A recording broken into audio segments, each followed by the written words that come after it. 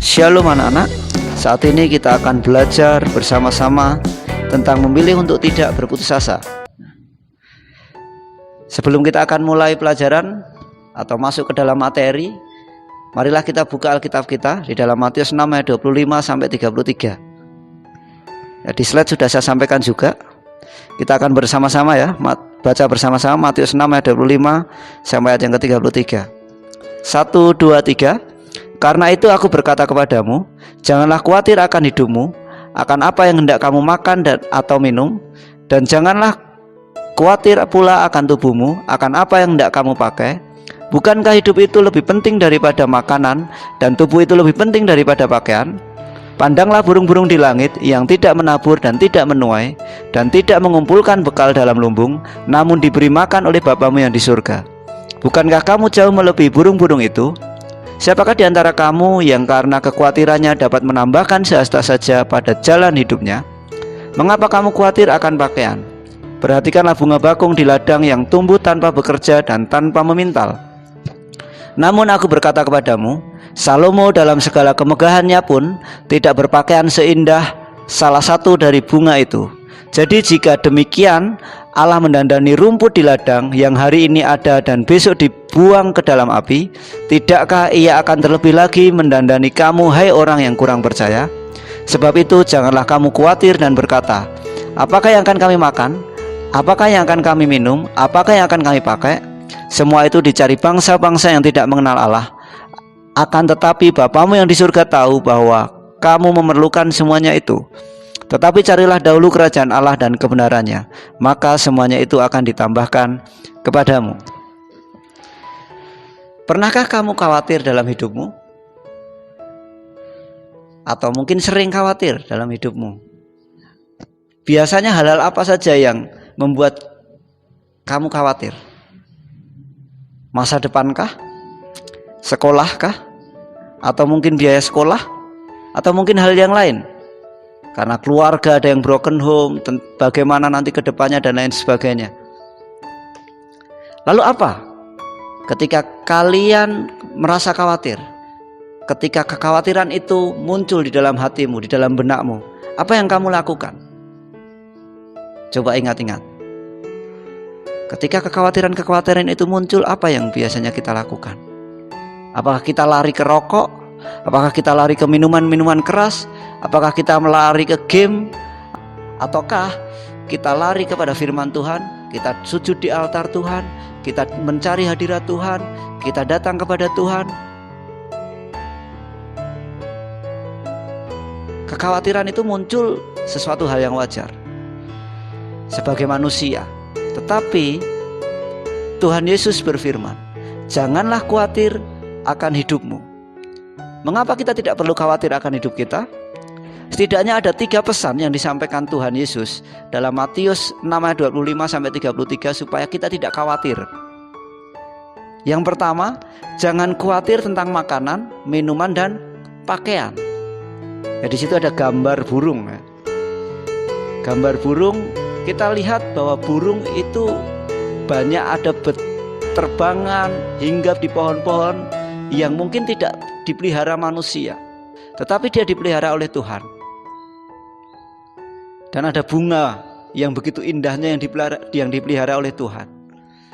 Sedangkan kita adalah manusia, kita adalah ciptaan Tuhan yang diciptakan dengan sempurna, dan kita adalah umat yang dikasihi Tuhan.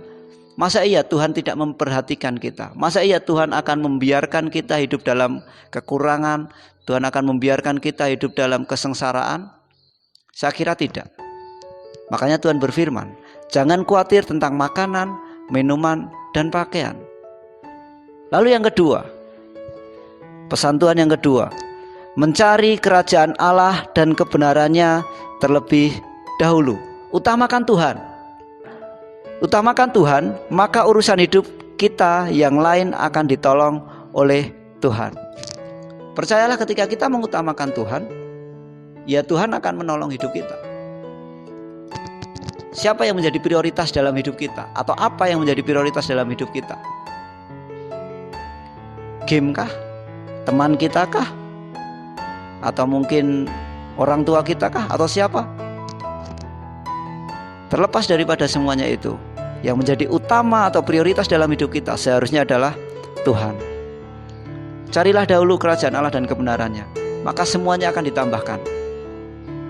Lalu yang ketiga, pesan dalam Matius 6 ayat 25-33 yang ketiga adalah jangan khawatir akan hari besok, karena hari besok mempunyai kesusahannya sendiri. Banyak orang khawatir tentang masa depannya sehingga bekerja keras, mengabaikan kesehatan. Lalu apa yang terjadi? Ketika dia di usia 40 tahun, 50 tahun, dia mengalami penyakit jantung, ada yang diabetes, ada yang stroke dan lain sebagainya. Karena apa? Dia terlalu khawatir sehingga ketika masih muda dia kerja keras habis-habisan, mengabaikan kesehatan, istilahnya kerjanya itu 24 jam begitu. Karena takut masa depannya tidak baik, takut masa depannya berantakan dan lain sebagainya. Lalu dia bekerja keras sampai mengabaikan kesehatannya. Bekerja keras boleh, baik. Kalian belajar keras, baik, boleh. Tetapi jangan abaikan kesehatan kita. Jangan kita bekerja keras karena kita terlalu takut, istilahnya overestimate terhadap masa depan kita. Masa iya sih kita nggak punya masalah? Pasti punya. Tetapi masalah itu ya percayalah bahwa Tuhan akan menolong kita. Kita setiap manusia punya keterbatasan, ya. Letak keterbatasan manusia adalah lelah ketika manusia menganggap bahwa apa yang dibutuhkan harus didatang pada saat ini atau saat ia meminta kepada Allah. Padahal Allah berpikir ke masa depan. Saya kasih contoh, misalkan kalian anak SMP pengen punya motor seperti itu.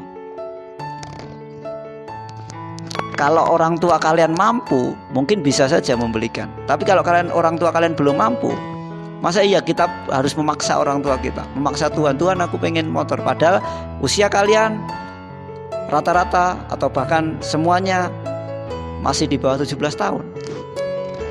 Masa iya anak yang belum punya SIM mau naik motor? Ya walaupun sekarang kalian lihat di manapun banyak ya, ada anak kecil, anak SD itu naik motor, tapi seharusnya belum boleh ya. Lalu naik mobil lah ini, naik mobil, masa iya kalian mau minta mobil? Belum waktunya. Suatu hari nanti ketika kita membutuhkan itu, Tuhan akan kasih. Kalau untuk saat ini kan belum. Nikmati dulu aja naik sepeda gitu ya. Sekarang kita akan mengerjakan tugas. Kita akan mengerjakan tugas. Mengamati lingkungan. Tanyakan pada 5 temanmu melalui WA, apakah mereka pernah berputus asa? Lalu apa penyebab mereka putus asa? Apa yang dilakukan saat putus asa? Apakah tindakan itu berhasil mengatasi keputusasaan mereka? Lalu tulislah pengamatan itu dengan menggunakan tabel. Nah, ini tabelnya ya, contoh tabelnya begitu. Tabel pengamatan penyebab putus asa apa? Hal yang dilakukan saat putus asa apa? Lalu berhasil nggak mengatasi putus asa gitu. Lalu evaluasi, silakan nanti dikerjakan. Evaluasi apa pesan Tuhan Yesus, apa pesan yang Tuhan Yesus sampaikan tentang kekhawatiran.